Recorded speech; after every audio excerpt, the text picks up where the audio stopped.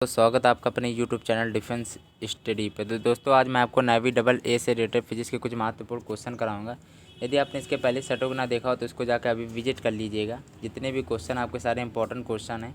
देखिए यहाँ पे क्या दिया गया है, यहाँ पे 141 नंबर क्वेश्चन है। ठीक है, देखिए यहाँ दिया गया है पृथ्वी से कृषि प्रक्षेप कि पृथ्वी से कृषि प्रक्षेप का पलायन वेग है लगभग, पृथ्वी से पूछा गया है। तो पलायन वेग कितना होता है, तो यहाँ पे आपका देखिए 11.2 किलोमीटर प्रति सेकंड होता है।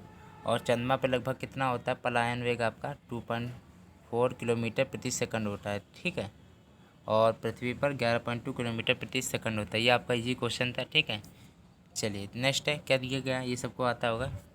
जड़ द्रव्यमान का गुरुत्वीय द्रव्यमान से अनुपात है। तो ये बहुत इंपॉर्टेंट क्वेश्चन है दोस्तों। ठीक है, इसको आप अच्छी तरह पढ़ लीजिएगा। ठीक है, जड़ द्रव्यमान का गुरुत्वीय द्रव्यमान से अनुपात है, तो इसका अनुपात बताइए क्या होता है। चलिए, तो आपका 1 होता है। ठीक है, इसका कंडीशन याद रखिएगा। ठीक है, इसका 1 होता है अनुपात। चलिए नेक्स्ट दिया गया है 143 नंबर क्वेश्चन है। एक छोटा उपग्रह पृथ्वी की सतह के निकट चक्कर लगा रहा है। इसके कक्षीय वेग होगा, वेग है। ठीक है, ये वेग दिया, कक्षीय वेग होगा लगभग, तो कितना होता है। चलिए तो देखिए एक बार क्वेश्चन फिर से पढ़ लीजिएगा। ठीक है, तो यहाँ पे 8 किलोमीटर प्रति सेकंड होता है। ये कंडीशन याद रखिएगा। चलिए नेक्स्ट दिया है चंद्रमा से पलायन वेग का मान कितना होता है। चलिए तो देखिए क्या होगा। 144 नंबर क्वेश्चन है, तो यहाँ पे 2.4 किलोमीटर प्रति सेकंड होता है। नेक्स्ट दिया गया है यहाँ पे 145 नंबर क्वेश्चन है। दिया क्या दिया है, देखिए ग्रहों की गति में चलिए तो यहाँ पे बी पार्ट कुल कोणीय संवेग स्थिर रहता है। जब ग्रहों की गति में क्या होता है, जो कोणीय संवेग होता है कुल, वो आपका कांस्टेंट रहता है, नियत रहता है। ठीक है, किसी खोखले गोले के अंदर गुरुत्वीय क्षेत्र की तीव्रता होती है। 146 नंबर क्वेश्चन है, तो यहाँ पे शून्य होती है।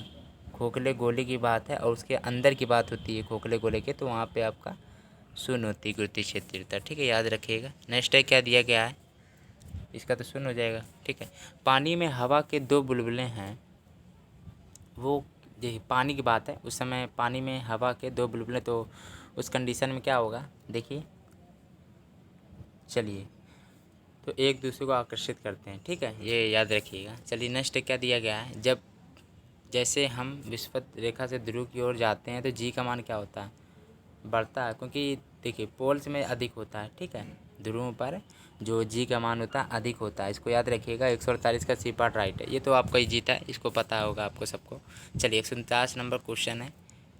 चलिए समुद्र में उत्पन्न होने वाले ज्वार भाटा का प्रमुख कारण है। तो ज्वार भाटे का प्रमुख कारण ये तो आपको पता होगा।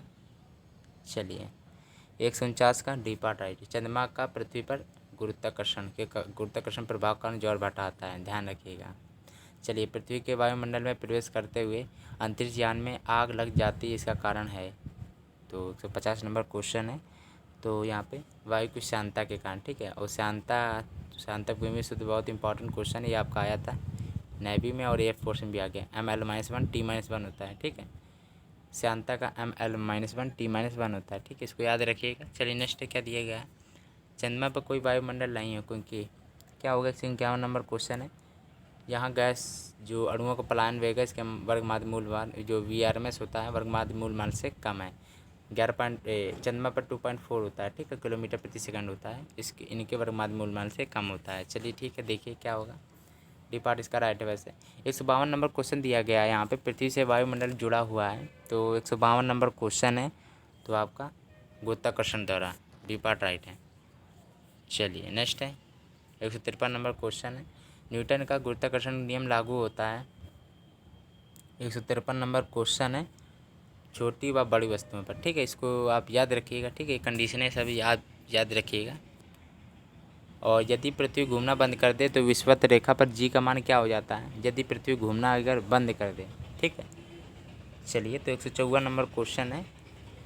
चलिए तो ऐसा होता है, वो जो विषुवत रेखा पर जी का मान बढ़ जाता है। ठीक है, चलिए तो बढ़ जाएगा, इंक्रीज कर जाता है। ठीक है, और दिया गया पृथ्वी के केंद्र पर किसी पिंड का भार होगा, कैसा होगा। पृथ्वी के केंद्र, देखिए पृथ्वी का केंद्र है, उसमें पिंड का भार कैसा होगा। तो 155 नंबर क्वेश्चन है, तो ऐसा होता है वहाँ पे शून्य होता है, पृथ्वी के केंद्र की बात होती है। ठीक है, चलिए तो दोस्तों यदि आपको मेरा ये वाला वीडियो अच्छा लगा तो प्लीज़ लाइक एंड सब्सक्राइब करना बिल्कुल ना भूलिएगा, और मेरे यूट्यूब चैनल डिफेंस